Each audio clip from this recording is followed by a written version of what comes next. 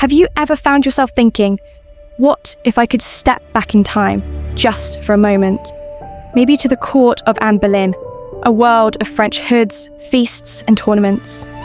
Well, today you can. You'll spend one day as a lady-in-waiting in the age of the Tudors. What would you need to fit in? What would your daily life look like with Anne by your side? And what if King Henry VIII himself started to fall for you? All that and more in today's video. Welcome back to Female Tales. I'm Yulia, and together on this channel, we explore the stories of remarkable women from history. If history calls to you, like the video, join our community, and let's travel back to Tudor times on the time machine of our imagination. So, ladies, we've just travelled nearly 500 years back in time and arrived on an early April morning in 1533 at Greenwich Palace. It's one of the happiest moments in Anne Boleyn's life. She's just been formally presented at court as the new queen. She's preparing for her lavish coronation, and she's pregnant.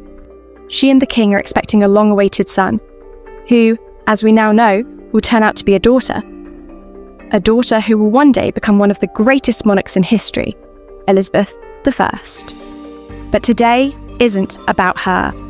Today is your first day as a Tudor lady-in-waiting.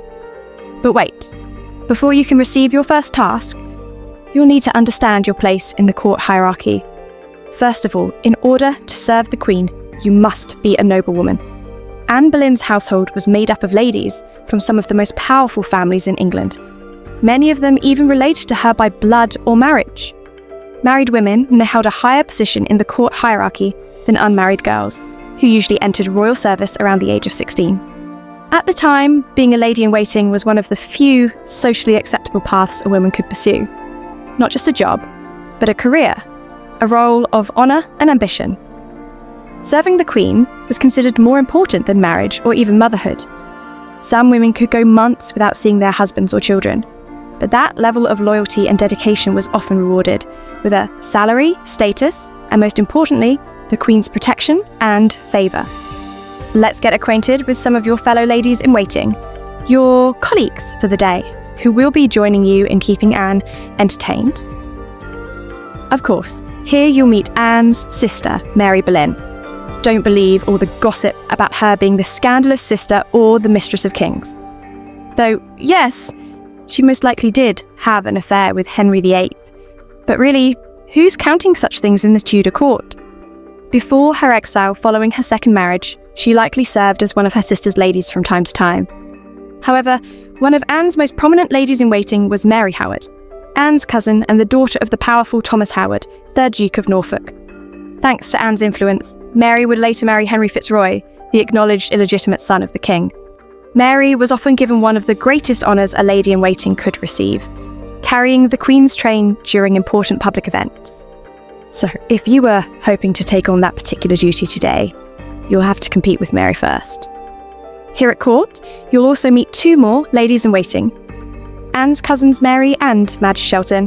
One of them later became King Henry's mistress, though historians still argue over which one it was.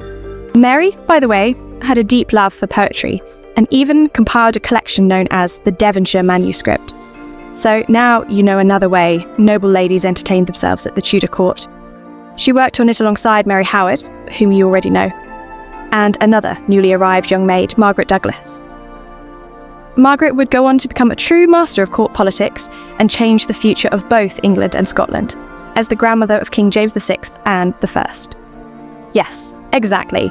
It's her reckless son, Henry Stuart, who would marry Mary, Queen of Scots, and turn out to be a pretty terrible husband. If you haven't watched my video about her yet, what are you waiting for?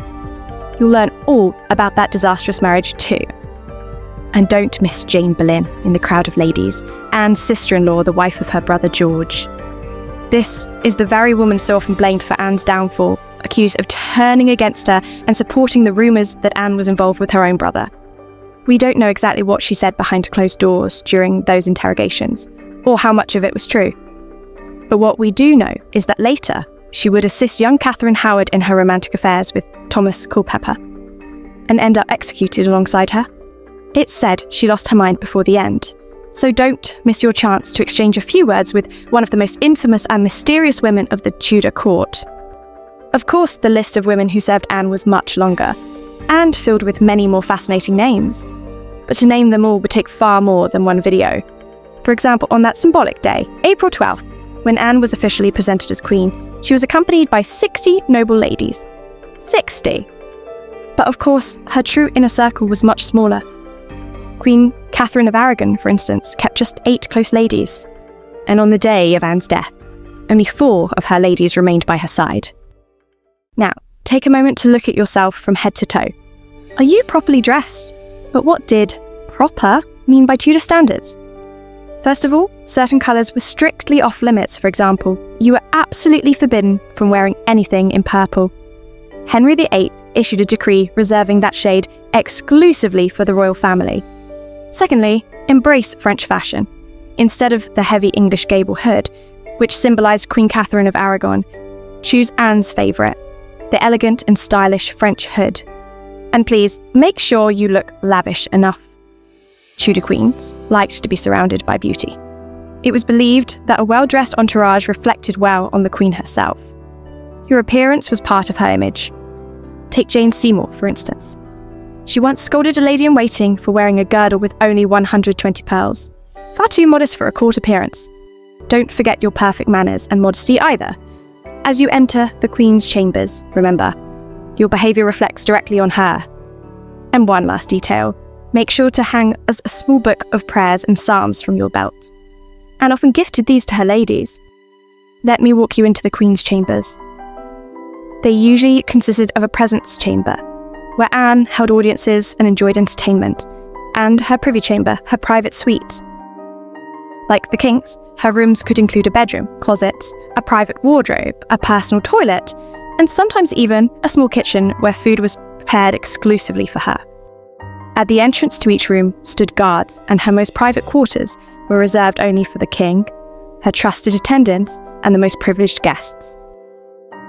Now that you're here and ready to serve, it's time to learn a few details about Anne Boleyn's daily routine and find out what exactly your duties will be today. The royal day was highly structured, ruled by strict ceremony, and even in her most private spaces, Anne was rarely left alone. There was always at least one lady-in-waiting present at all times. This is important to remember, because later, Anne would be accused of countless affairs. But the truth is, she was a queen who was never without eyes watching her, and guards standing just outside her door. So, what will you be doing today? Well, first of all, you'll be assisting with some of her personal needs. The less noble tasks of hygiene were usually handled by lower-ranking maids of honour, but you may be called upon to assist with Anne's dressing. And remember, you must serve with a vigilant and reverent respect and eye, so that you may notice, by your mistress's look or expression, what is missing or what she wishes to have or be done. If you were hoping to share breakfast with the Queen, I'm afraid you may be aiming a little too high. Breakfast at court was rare, usually served only before early morning hunts. In the Tudor court, there were typically just 2 main meals each day. A large midday dinner around 11 a.m. and supper around 5 p.m. So, hang in there and wait for dinner. Feeling thirsty? Don't reach for water just yet. Water was considered dangerous to drink at the time. Wine, ale, and beer were seen as far safer options. But if Anne is not dining with the king today, there's a good chance you'll be keeping her company. And to prepare that royal meal, over 200 people are already working in the castle kitchens. That said, yet you might find this meal hard to digest. Tudor England wasn't very fond of fibre. The daily diet was heavily meat-based. Oh, and don't expect a fork. You'll be eating with your hands, using a personal knife to assist. But one thing is certain, you will be served dessert. Henry VIII had a notorious sweet tooth. As for pregnant Anne, she'll likely settle for an apple. When she was expecting Elizabeth, she once said in front of several courtiers, possibly even Thomas Wyatt, that she had a sudden craving for apples. Now then, join the Queen in one of her favourite pastimes. How did noble ladies entertain themselves in an age without Instagram or YouTube? Well, Anne wasn't fond of idle hands, so you'd likely spend a good portion of your day sewing garments for the poor. These finished donations would later be distributed by the Queen during her royal progresses across the country. Conversation, usually on religious or philosophical topics, was also considered a form of entertainment. But if you're starting to feel a bit bored and dreaming of Netflix or any other modern distraction, don't worry, we've still got a few Tudor-approved amusements for you. There's always music or dancing. Occasionally, the ladies might even indulge in gambling, dice or card games, for example. You might also find entertainment in the form of a small songbird, which were popular pets at the time, or a tiny lapdog. Anne herself would eventually have one, though not quite yet at the time we're visiting. Her dog was named Pourquoi, from the French pourquoi, meaning why, reportedly because of its permanently curious expression. She was gifted the pup in January 1534, but sadly, by December of the same year, Pourquoi fell from a window and died. The Queen's ladies were so afraid of Anne's reaction, they begged the king himself to be the one to break the news. Speaking of Henry VIII, he and his companions loved elaborate disguises and costume play. They would sometimes dress in outfits from foreign lands, burst into the Queen's chambers unannounced, dance for the ladies, perform tricks, and only then reveal their identities.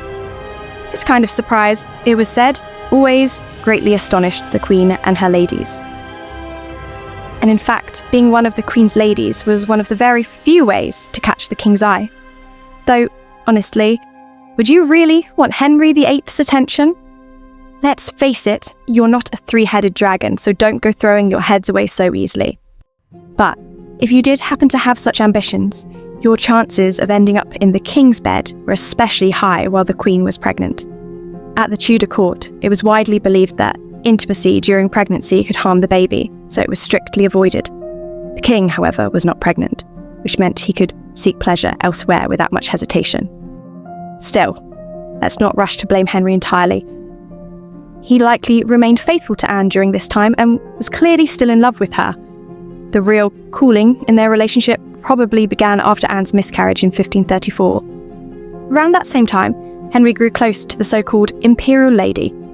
Her identity remains a mystery, but her presence certainly didn't help the royal marriage. She was likely called imperial because of her open support for Rome and for Henry's rejected daughter, Mary.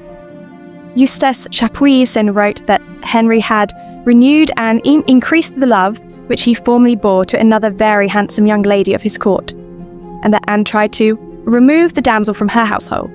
After that, the king's attention soon wandered, first toward one of the Shelton sisters, and eventually toward Jane Seymour. As you can imagine, everything started moving incredibly fast for Anne. After all, she was queen for just 1,000 days, and honestly, I'm not sure how many of those days she was truly happy. That's why I chose this specific moment in time for our little journey, an April day in 1533, when Anne was pregnant and her future looked bright and full of hope. So now I have a question for you. Would you want to serve at Anne Boleyn's court? Or maybe you have ambitions of your own to become Queen of England? Would you even consider becoming the next wife of Henry VIII? Let me know in the comments whose life you'd like to step into next, and which moment in history we should visit together. See you in the next video.